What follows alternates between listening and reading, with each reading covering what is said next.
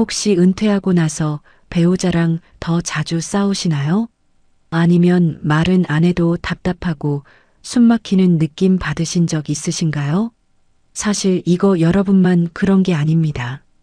2024년 통계청 조사에 따르면 60대 이상 부부의 47%가 은퇴 후 부부 갈등이 증가했다고 답했습니다.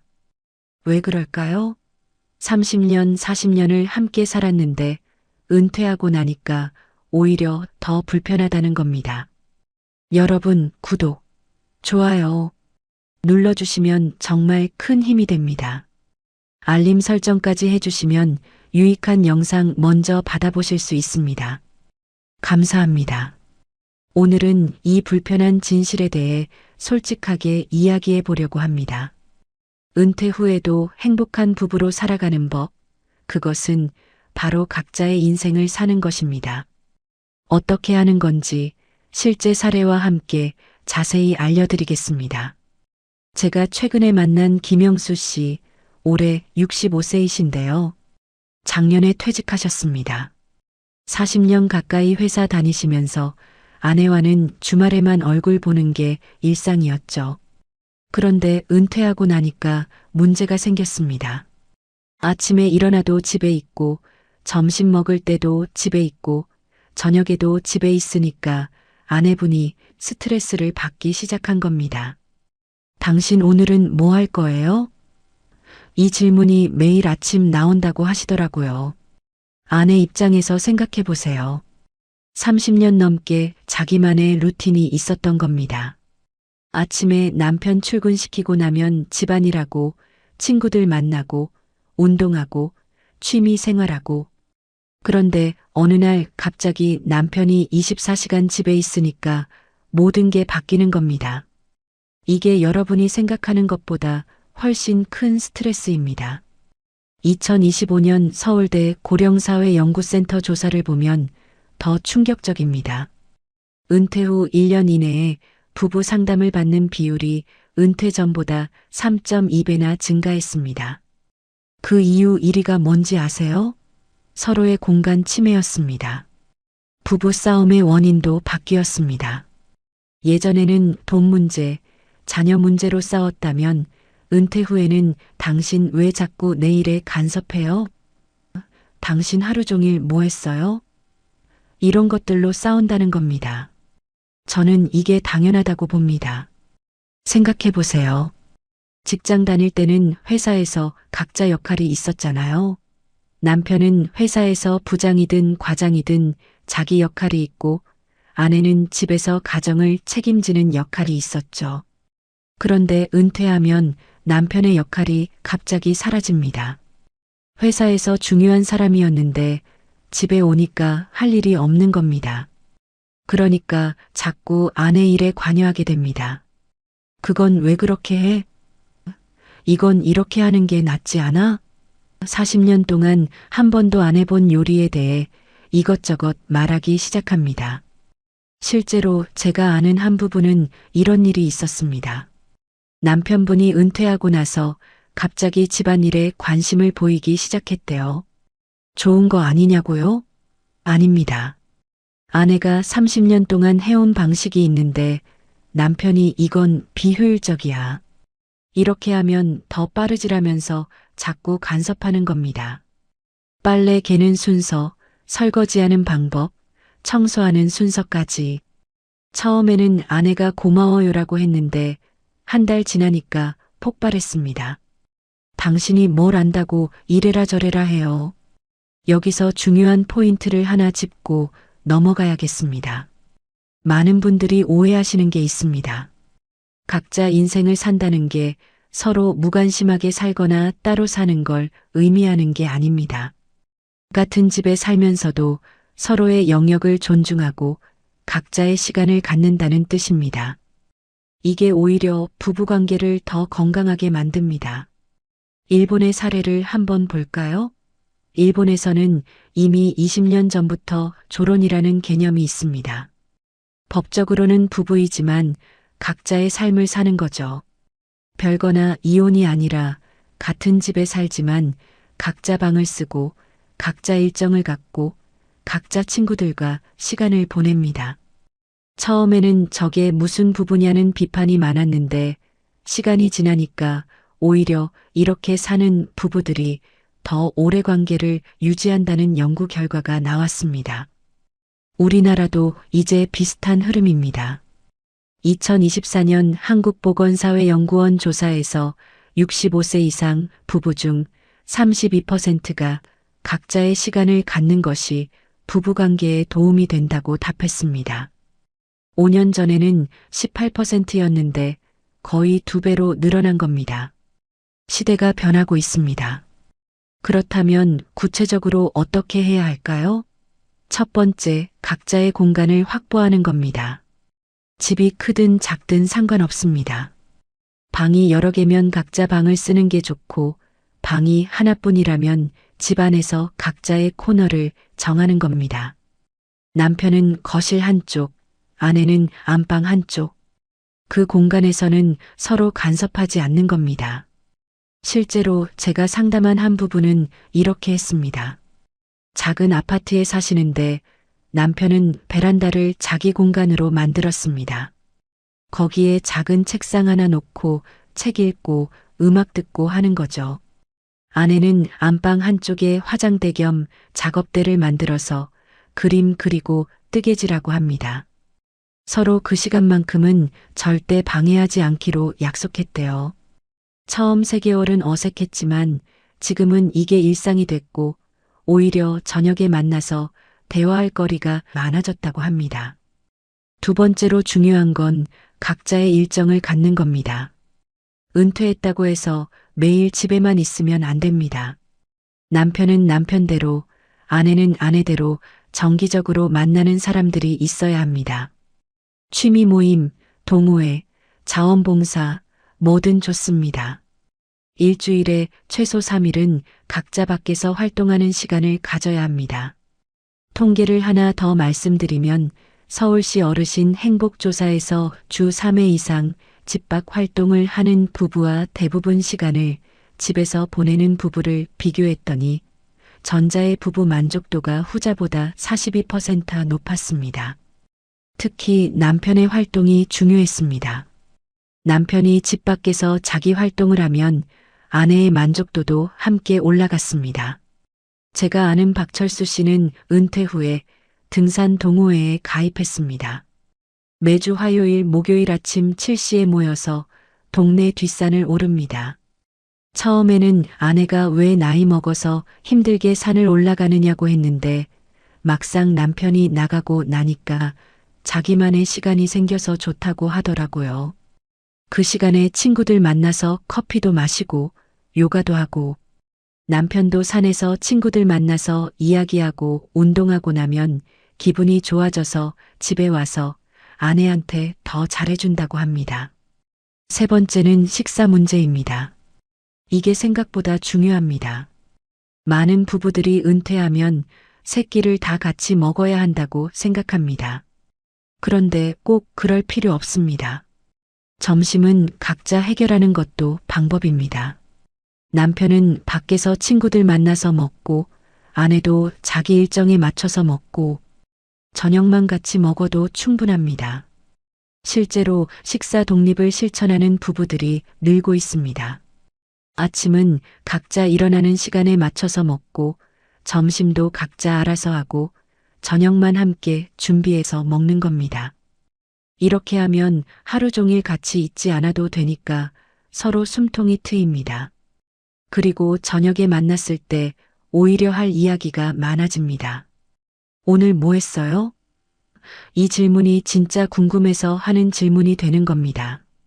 네 번째는 경제적 독립입니다. 이건 완전히 별도의 통장을 가지라는 게 아니라 각자 쓸 수 있는 용돈을 확보하라는 뜻입니다. 부부가 공동으로 관리하는 생활비 외에 남편도 자기 용돈, 아내도 자기 용돈이 있어야 합니다. 이게 없으면 뭘 하나 사려고 해도 이거 왜 사? 라는 질문에 시달리게 됩니다. 한 달에 얼마면 될까요? 사람마다 다르겠지만 일반적으로 각자 월 30만 원에서 50만 원 정도면 적당합니다.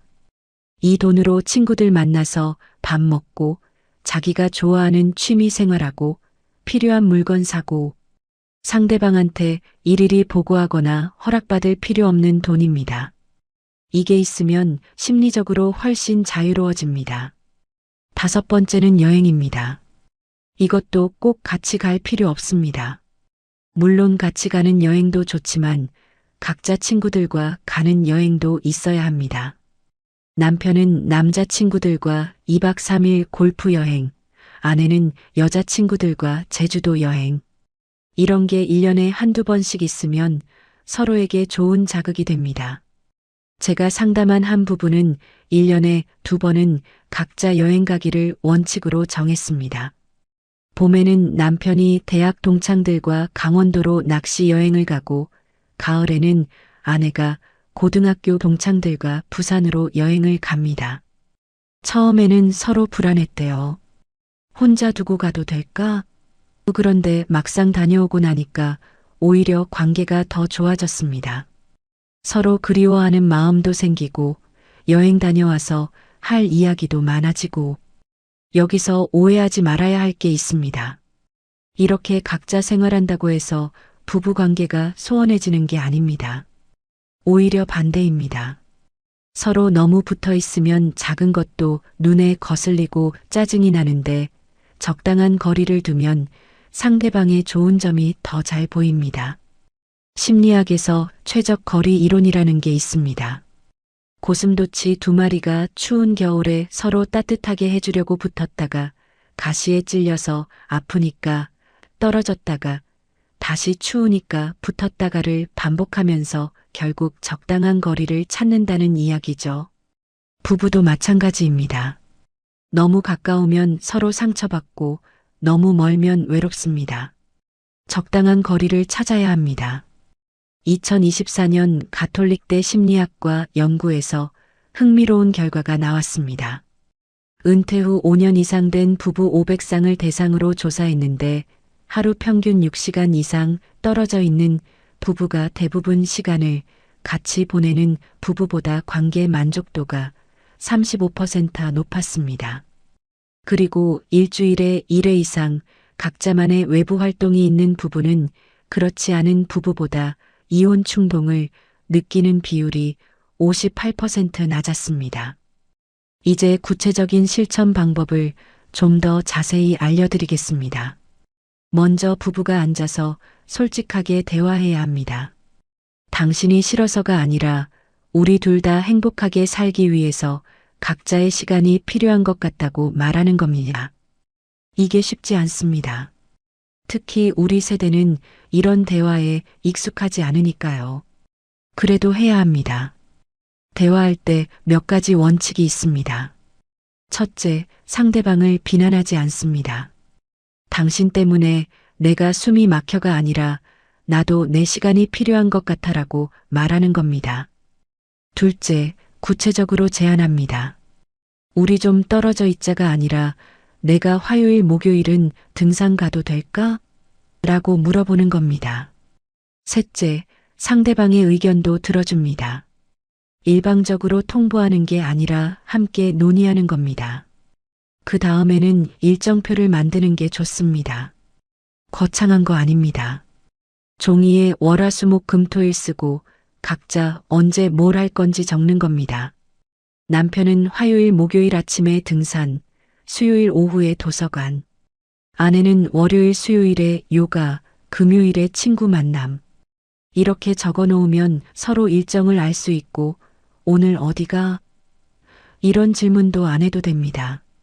여기서 중요한 팁 하나 드리자면 처음부터 너무 많은 시간을 따로 보내려고 하지 마세요. 일주일에 하루 이틀부터 시작하는 겁니다.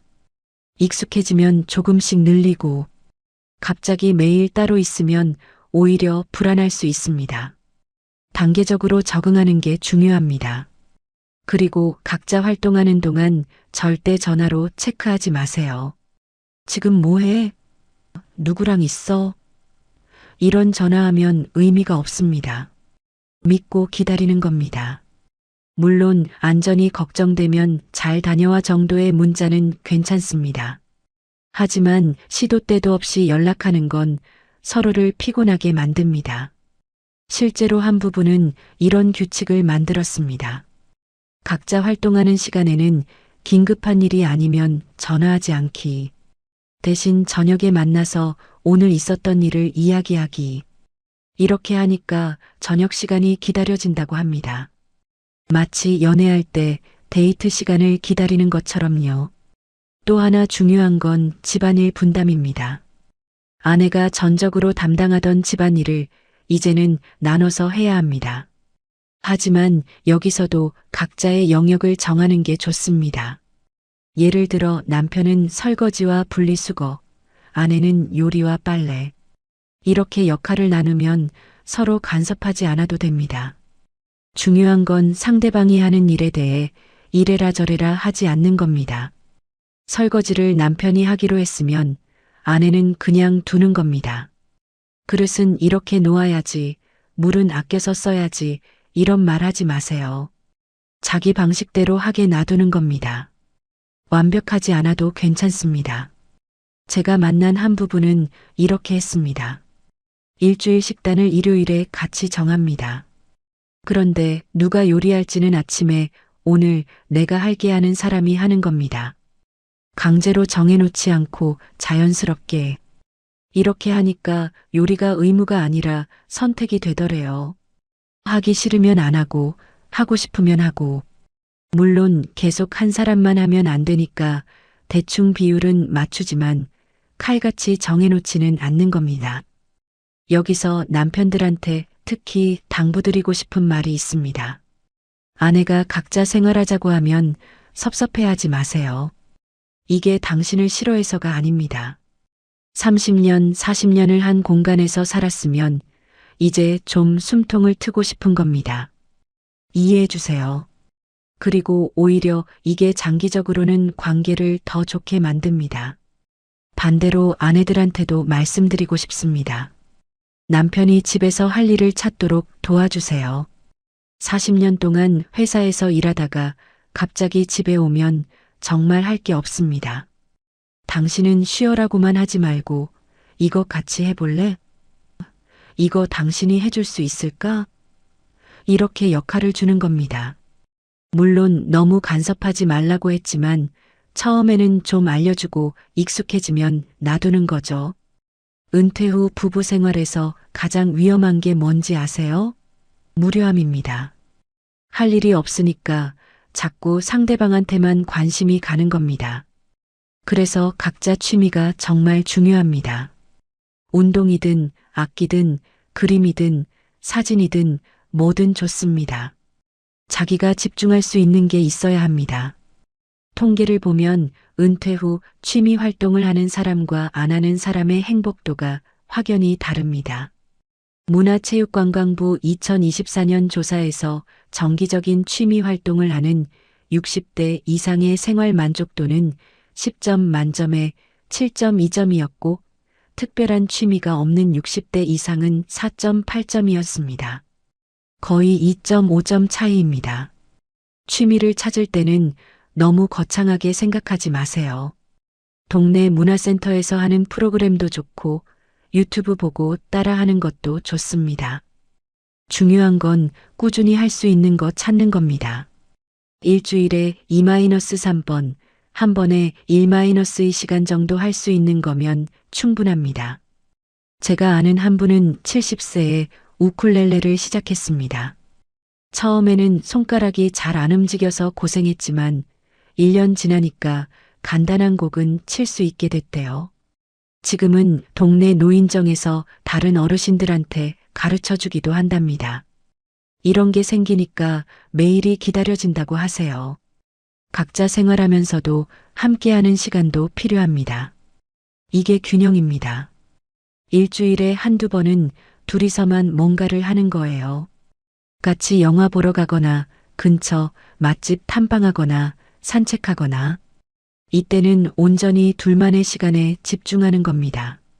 핸드폰도 잠깐 내려놓고 서로 얼굴 보면서 대화하는 거죠. 한 달에 한 번은 데이트 데이를 정하는 것도 좋습니다. 그날만큼은 일부러 옷도 좀 신경 써서 입고 평소에 안 가본 곳에 가보고 30년, 40년을 함께 살았어도 여전히 배우자는 특별한 사람이라는 걸 확인하는 시간입니다. 실제로 부부 상담 전문가들이 권하는 방법이 있습니다. 52 법칙이라고 하는데요. 일주일에 5일은 각자 알아서 지내고 2일은 함께 시간을 보내는 겁니다. 이게 이상적인 비율이라고 합니다. 물론 사람마다 다를 수 있습니다. 어떤 부부는 60일이 편할 수도 있고 어떤 부부는 43이 좋을 수도 있습니다. 중요한 건 서로 맞춰가는 겁니다. 여기서 하나 더 말씀드리고 싶은 게 있습니다. 각자 생활한다고 해서 소통을 안 하는 게 아닙니다. 오히려 더 잘 소통해야 합니다.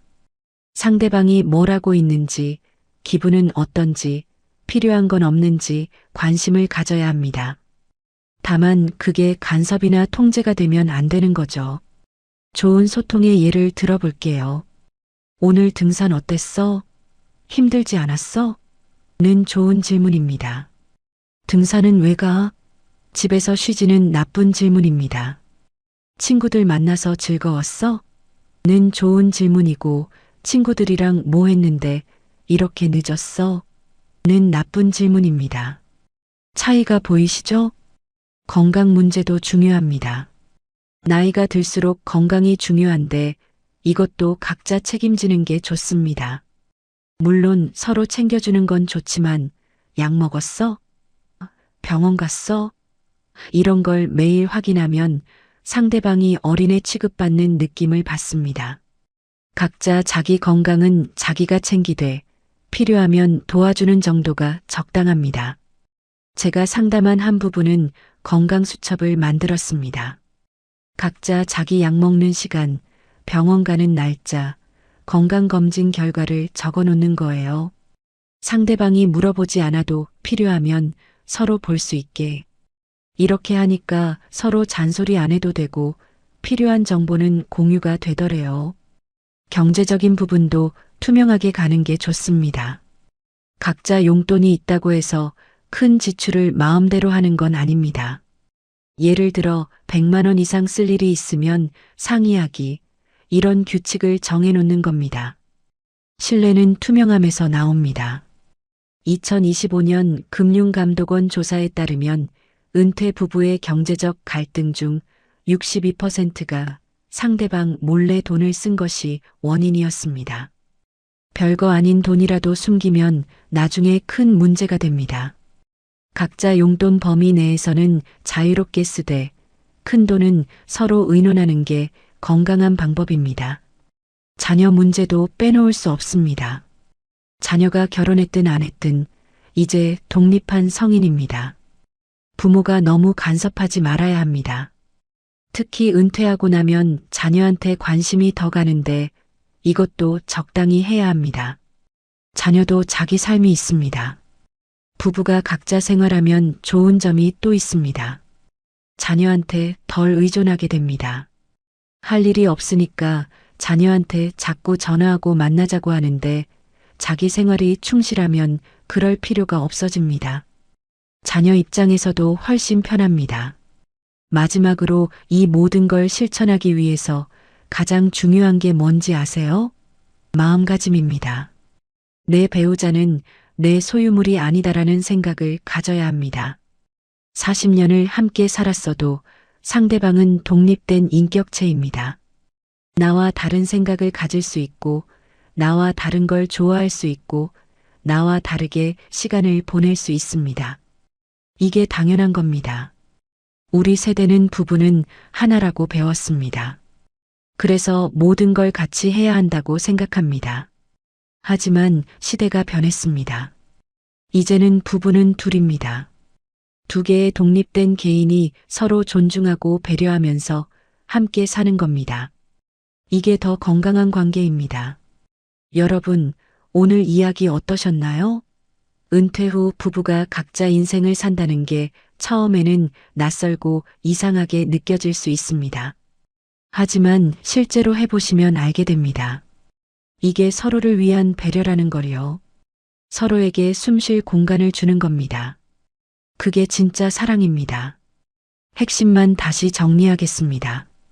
첫째, 각자의 공간을 확보하세요. 방이든 코너든 자기만의 공간이 필요합니다. 둘째, 일주일에 최소 3일은 각자 밖에서 활동하세요.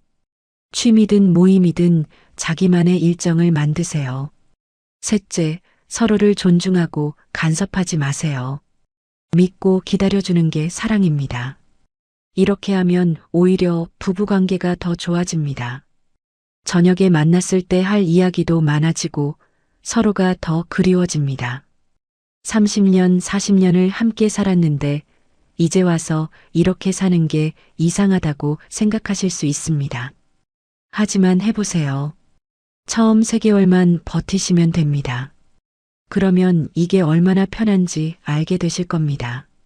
다음 영상에서는 은퇴 후 혼자만의 시간을 알차게 보내는 방법에 대해 구체적으로 알려드리겠습니다.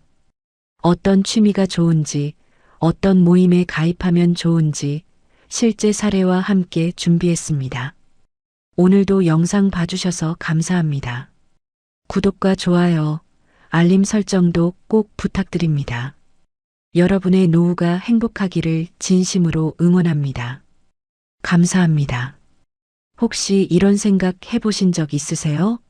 평생 일했으니까 이제 좀 쉬어도 되겠지. 퇴직하면 그동안 못했던 것들, 여행도 가고 손주들이랑 시간도 보내고 그렇게 살 수 있겠지.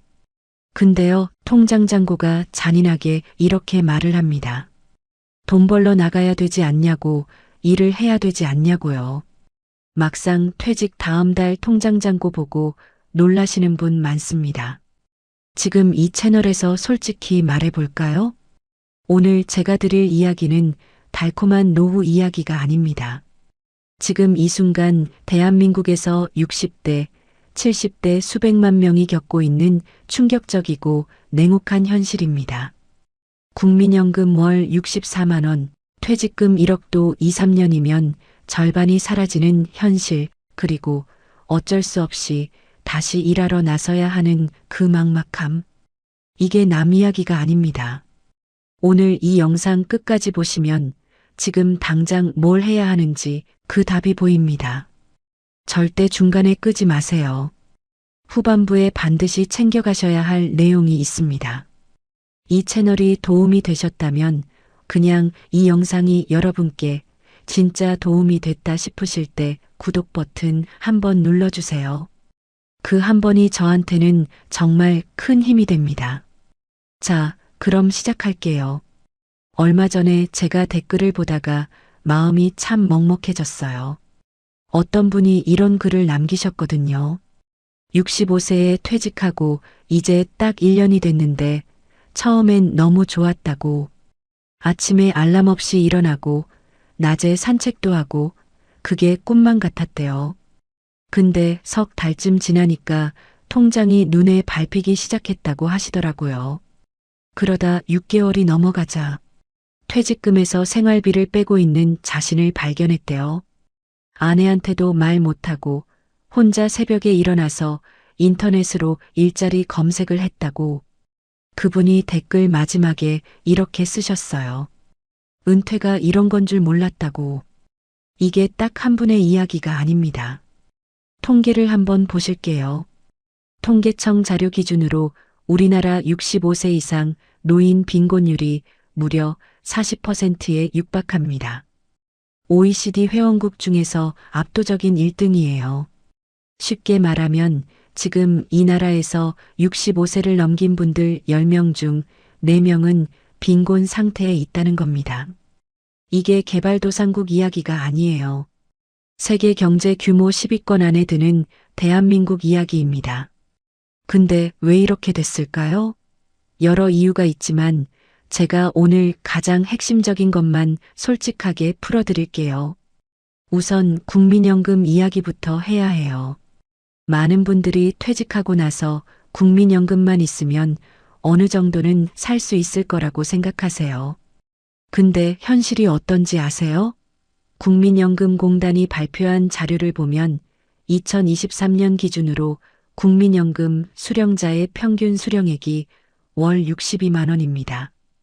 62만 원이요.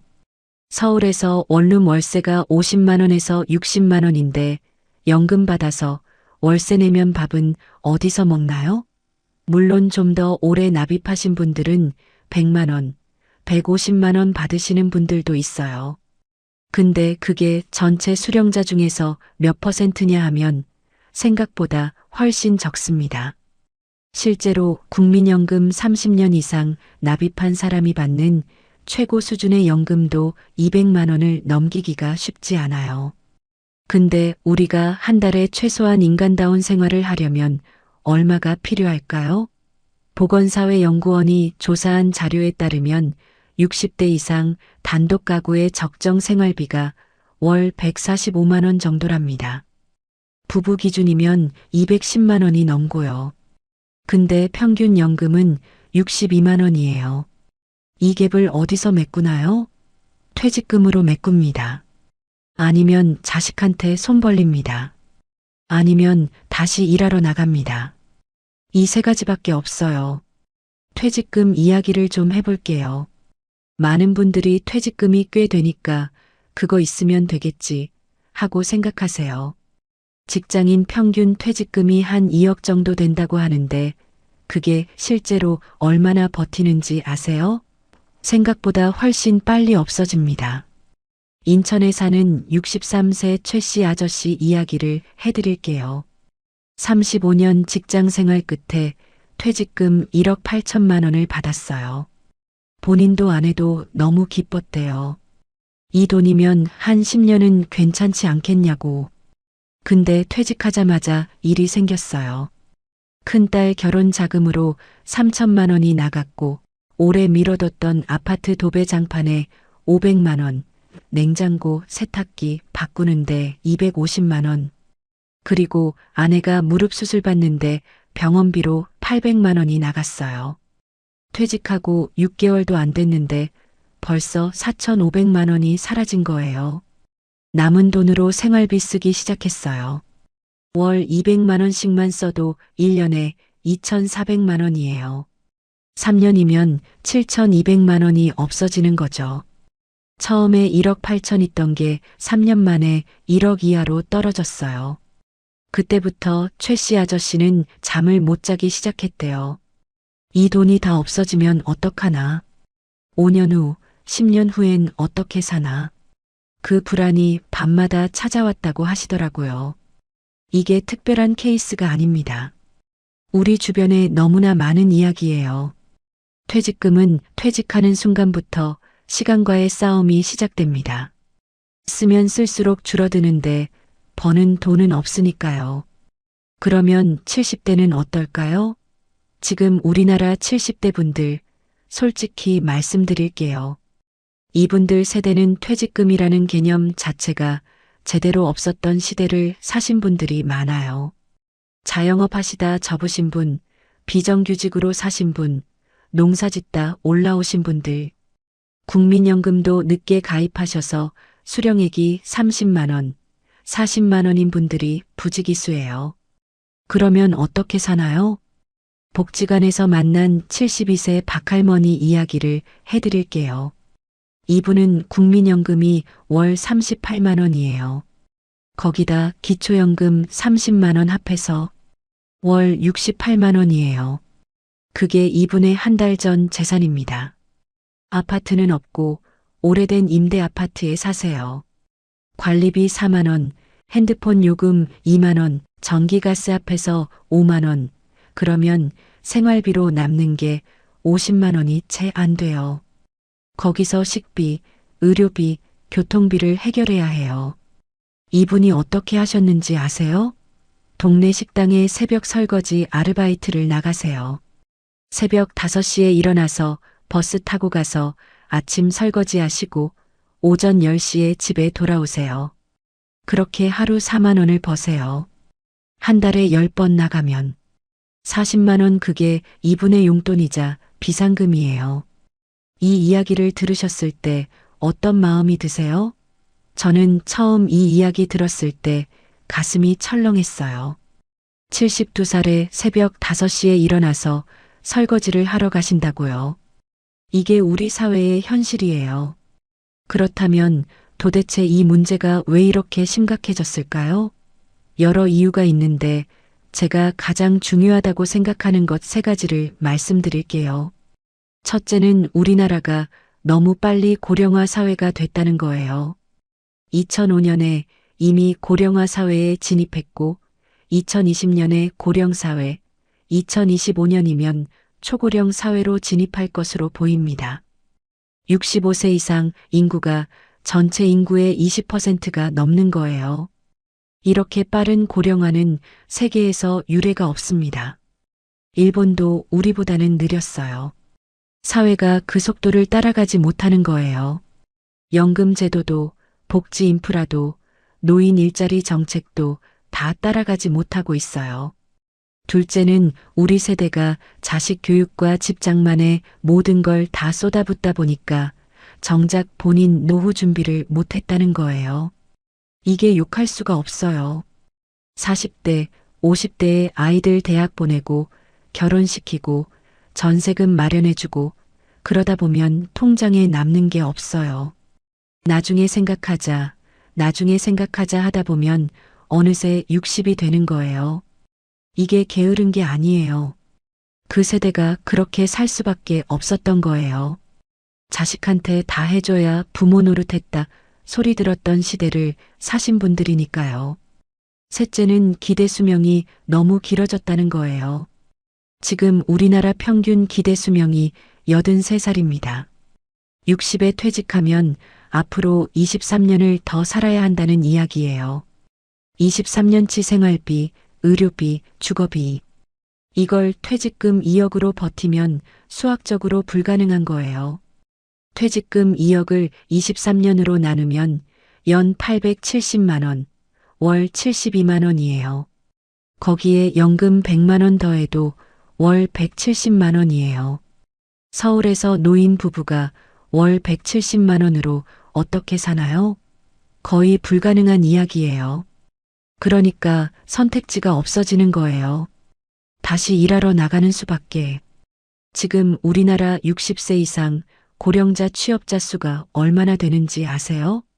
통계청 자료에 따르면 2023년 기준으로 60세 이상 취업자가 650만 명을 넘습니다.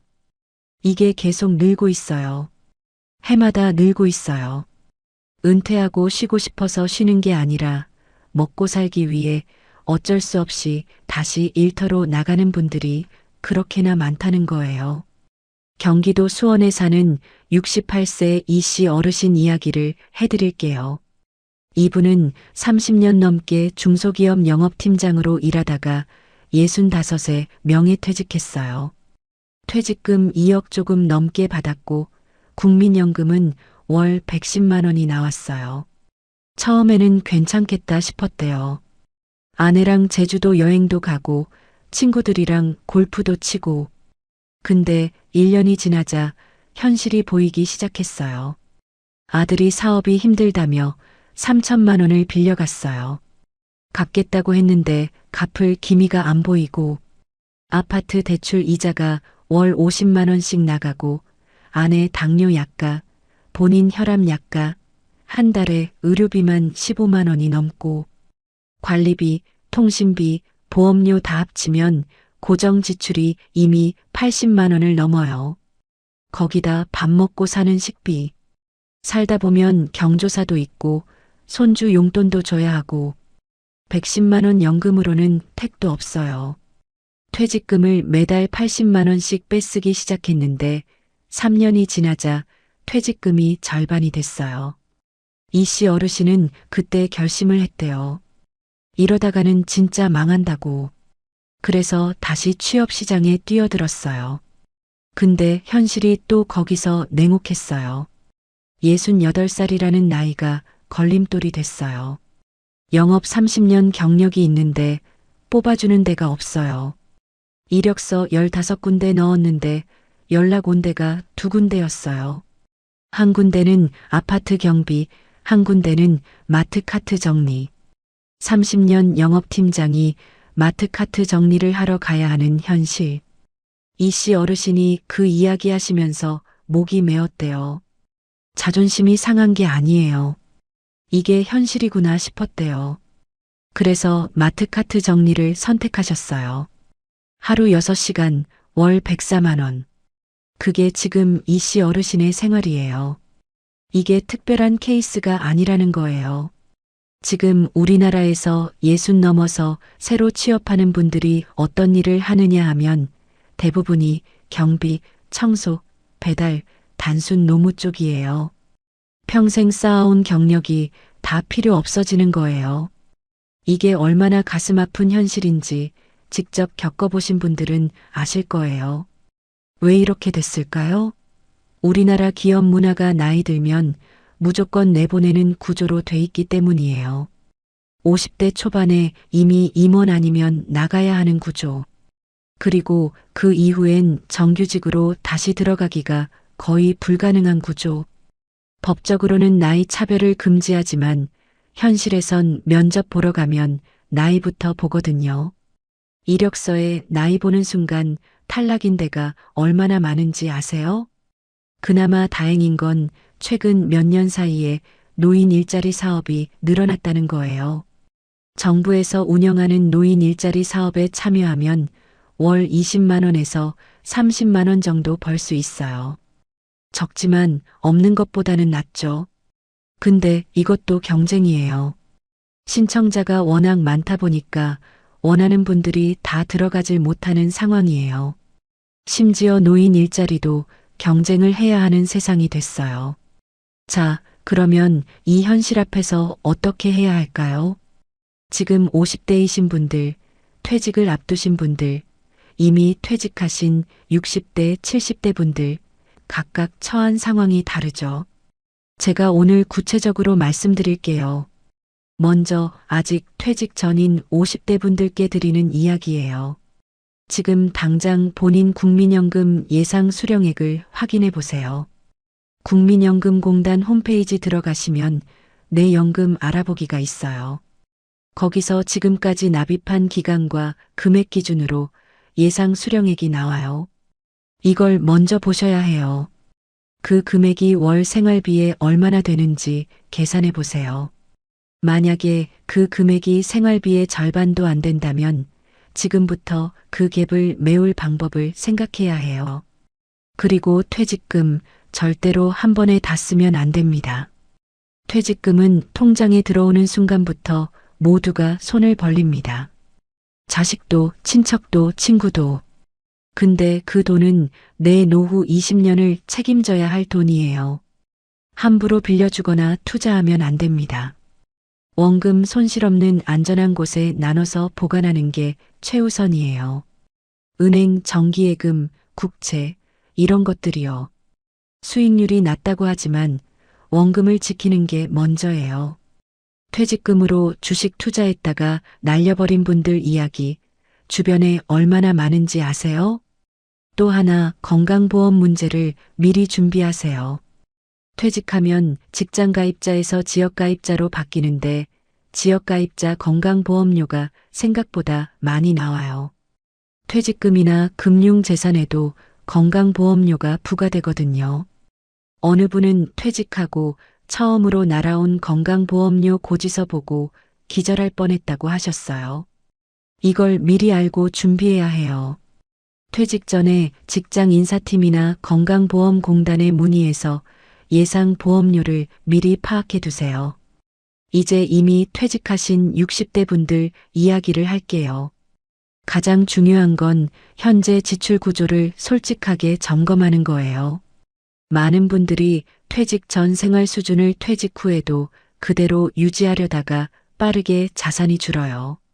외식비, 취미 비용, 여행 경비, 이런 것들이 생각보다 많이 나가거든요. 무조건 줄이라는 게 아니에요. 내가 한 달에 얼마가 나가는지 정확히 알아야 한다는 거예요. 모르면 관리가 안 돼요. 실제로 매달 수입과 지출을 수기로 적어보시는 것만으로도 지출이 눈에 띄게 줄어든다는 연구 결과가 있어요. 앱도 있고 가계부도 있지만 손으로 직접 쓰는 게 효과가 더 크대요. 눈으로 보이니까요. 이거 하나만 바꿔도 한 달에 2, 30만 원 아끼게 된다는 분들이 많으세요. 그리고 기초연금 꼭 확인해 보세요. 기초연금은 소득 하위 70% 어르신한테 드리는 건데 2024년 기준으로 단독 가구 최대 월 33만 4천 원, 부부 가구는 최대 53만 원 정도 됩니다. 이거 모르고 신청 안 하시는 분들이 아직도 있어요. 동네 주민센터 가시면 바로 신청할 수 있어요. 받을 수 있는 거 다 챙겨야 해요. 또 노인 일자리 사업도 꼭 알아보세요. 주민센터나 복지관 아니면 워크넷 사이트에서 노인 일자리 사업 찾아볼 수 있어요. 월 20만 원에서 30만 원 정도 되는데 일하는 시간이 길지 않아서 건강에 무리 없이 할 수 있는 일들이 대부분이에요. 수입 목적도 있지만 사회와 연결되는 느낌, 하루 일과가 생기는 것 자체가 심리적으로 굉장히 중요하다고 하세요. 집에만 있으면 우울감이 오는 분들이 많거든요. 70대 이상이신 분들한테도 드릴 말씀이 있어요. 이 나이에 무슨 일을 하냐고 하실 수도 있는데 할 수 있는 일들이 있어요. 경비, 청소, 주차 관리 같은 신체 활동이 수반되는 일부터 손주 돌봄, 가사 서비스, 심지어 요즘은 온라인으로 할 수 있는 데이터 입력, 설문 참여 같은 것들도 있어요. 수입이 많지는 않아요. 근데 한 달에 50만 원이라도 더 있으면 밥 먹는 게 다르고 약 사는 게 다르고 마음이 달라져요. 그리고 한 가지 더 말씀드릴게요. 자식한테 기대는 것에 대해서요. 이게 굉장히 민감한 주제인데 솔직하게 말씀드릴게요. 지금 40대, 50대 자식 세대도 집값, 대출, 아이 교육비로 허덕이고 있어요.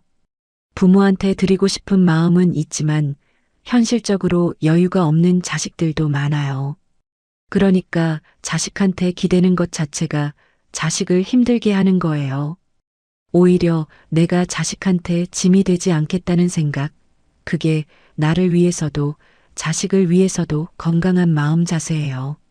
실제로 어느 노인 상담센터의 상담 통계를 보면 노인 우울증의 가장 큰 원인 중 하나가 자식과의 갈등이에요. 돈 문제로 자식한테 연락했다가 싸우고 그러면서 관계가 틀어지고 외로움이 더 커지는 악순환이에요. 자식한테 연락할 때는 돈 이야기 말고 안부 이야기로 연락하는 게 관계도 지키고 내 마음도 편한 방법이에요. 지금 이 이야기들 들으시면서 혹시 우리 집 이야기하는 것 같다 싶으신 분들 계실 거예요. 그 마음 저도 알아요. 무겁고 막막하죠. 근데요, 그 막막함을 인정하는 것부터가 시작이에요. 모른 척하고 눈 감아버리면 나중에 더 힘들어져요. 지금 내 상황이 어떤지 정확히 들여다보는 것, 그게 첫 번째예요. 제가 만나본 분들 중에 노후를 비교적 잘 버텨나가는 분들의 공통점이 있어요. 화려하거나 대단한 비결이 아니에요. 첫째, 이분들은 쓰는 돈을 정확히 알아요. 어디에 얼마가 나가는지 파악하고 있어요. 둘째, 아주 작더라도 뭔가 버는 게 있어요. 노인 일자리든 텃밭 채소 팔기든 집 앞 청소 알바든 뭔가 하나라도 수입이 있어요. 셋째, 건강을 지키기 위해 작은 노력을 해요. 매일 30분씩 걷기, 짜게 안 먹기, 이런 것들이요. 의료비가 노후 최대의 적이거든요. 건강하면 돈이 덜 들어요. 넷째, 혼자 있지 않으려고 해요. 복지관이든 경로당이든 교회든 어디든 나가서 사람 만나고 이야기 나눠요. 사람과의 연결이 있으면 우울감도 덜하고 정보도 얻고 도움도 받을 수 있어요. 이 네 가지예요. 딱 이 네 가지. 화려한 재테크 비결도 아니고 대단한 투자 전략도 아니에요. 근데 이걸 꾸준히 하느냐 못하느냐에 따라 노후가 완전히 달라져요. 제가 존경하는 분이 한 분 있어요.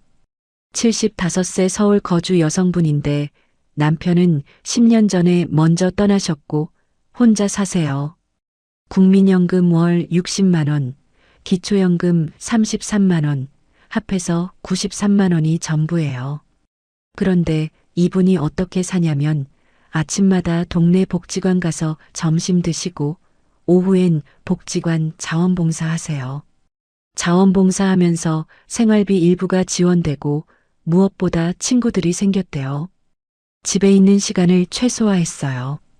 텃밭 조그만 거 있어서 거기서 상추, 고추 키워서 반찬 만들어 먹으시고 이웃이랑 나눠 드시고 한 달에 의료비 5만 원 이내로 관리하시고 여행은 복지관에서 운영하는 무료 여행 프로그램 이용하세요. 이분이 저한테 이런 말씀을 하셨어요. 돈이 없으면 지혜가 생긴다고. 돈이 있을 땐 돈으로 해결하려 하지만 돈이 없으면 머리를 써서 방법을 찾게 된다고. 그 말이 오래 기억에 남아요. 또 한 가지 말씀드리고 싶은 건 디지털 활용이에요. 많은 분들이 스마트폰을 그냥 전화 통화, 카카오톡 정도로만 쓰시는데 조금만 익히시면 굉장히 많은 혜택을 누릴 수 있어요.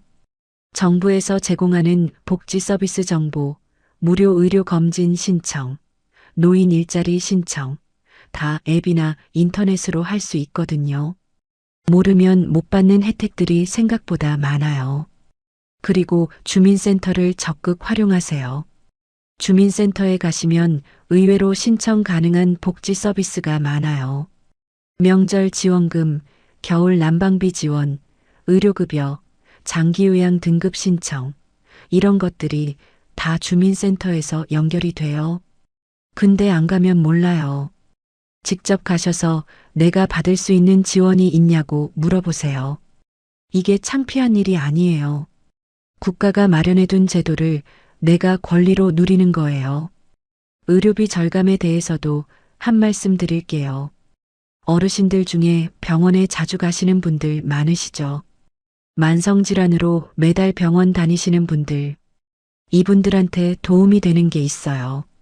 의료급여 제도인데 소득 기준에 맞으면 의료비를 대폭 줄일 수 있어요. 또 노인 장기요양보험도 등급만 받으시면 제가 서비스부터 시설 서비스까지 지원받으실 수 있어요. 이거도 주민센터나 국민건강보험공단에 문의하시면 돼요. 집 문제도 중요한데요. 지금 자가 있으신 분들 중에 집은 있는데 현금이 없는 분들, 주택연금을 한번 알아보세요. 집을 담보로 매달 연금 형식으로 받는 건데 집에 계속 살면서 죽을 때까지 받을 수 있어요. 집값에 따라 다르지만 시가 3억짜리 집이면 월 50만 원에서 60만 원 정도 받을 수 있어요. 집값이 더 높으면 더 받고요. 이걸 활용하시는 분들이 생각보다 많지 않은데 현금이 없어서 힘드신 분들한테는 실질적인 도움이 될 수 있어요. 아, 그리고 꼭 말씀드리고 싶은 게 있어요. 지금 이 상황이 힘드시다고 해서 사기에 당하시면 절대 안 됩니다. 노인분들을 대상으로 한 금융사기, 투자사기가 정말 많아요. 원금 보장에 고수익, 이런 말은 세상에 없어요. 특히 카카오톡이나 문자로 오는 투자 권유, 복권 당첨, 고금리 적금, 이런 것들 절대 믿으시면 안 돼요. 평생 모은 돈을 하루아침에 날리시는 분들이 있어요. 이 채널 보시는 분들만큼은 그런 일 없으셨으면 해요. 이상하다 싶으면 일단 자식이나 주변에 물어보세요. 혼자 결정하지 마세요. 한 가지 더 드리고 싶은 이야기가 있어요. 지금 돈이 없어서 힘드신 분들, 그게 부끄러운 일이 아니에요. 이 세대가 대한민국 경제를 일으킨 주역이에요. 한강의 기적을 만든 분들이에요. 근데 그 과정에서 본인들 노후 준비할 여유가 없었던 거예요. 시스템이 뒷받침을 못 해준 거예요. 이건 개인의 잘못이 아니에요. 그러니까 너무 자책하지 마세요. 지금 상황이 어렵다고 자신을 탓하지 마세요. 다만 지금 이 순간부터 할 수 있는 것들이 있어요. 아무리 작아도요. 오늘부터 가계부 쓰기, 내일 주민센터 가서 받을 수 있는 지원 물어보기, 이번 주 안에 국민연금공단 홈페이지에서 예상 수령액 확인하기. 이런 것들이요. 크게 뭔가를 바꾸는 게 아니에요. 작은 것부터 하나씩이에요. 그리고 제발 고립되지 마세요. 어렵다고 방 안에만 계시지 마세요. 어디든 나가세요.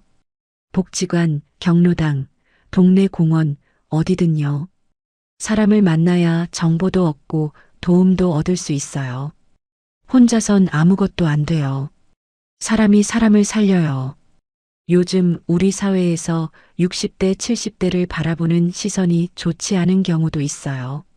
노인이 취업시장에 나오면 젊은 사람 일자리를 빼앗는다는 소리도 들리고, 노인 복지에 세금이 너무 많이 쓰인다는 소리도 들리고, 이런 말 들으실 때 얼마나 마음이 아프실지. 근데요, 제가 확실히 말씀드릴 수 있어요.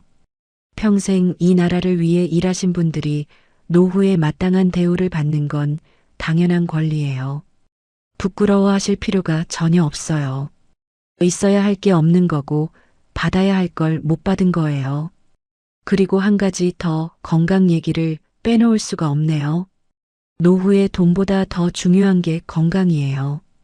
건강을 잃으면 의료비가 폭발하고 자식한테 의지할 수밖에 없고 삶의 질이 급격히 떨어져요. 지금 당장 할 수 있는 게 있어요. 매일 30분 걷기. 이거 하나만 해도 당뇨, 고혈압, 관절 건강, 우울증 예방에 다 도움이 된다는 연구가 있어요. 헬스장 갈 필요도 없어요. 동네 한 바퀴만 천천히 걸어도 돼요. 그리고 짜게 먹지 마세요. 우리 세대가 짜게 드시는 분들이 많은데 고혈압, 신장 질환의 주범이에요. 이 두 가지만 지켜도 의료비가 확 줄어요. 자, 오늘 이야기를 다 들으셨으면 이제 한 가지는 실천해 보세요. 지금 당장 핸드폰 들고 국민연금공단 홈페이지 들어가서 내 예상 수령액 확인하는 것, 아니면 오늘 산책 30분 나가는 것, 아니면 내일 주민센터 가서 받을 수 있는 지원 물어보는 것. 딱 하나만요. 그 하나가 시작이에요. 오늘 솔직하게 말씀드렸어요. 듣기 좋은 이야기, 희망적인 이야기만 할 수도 있었는데 그건 여러분한테 예의가 아니라고 생각했어요.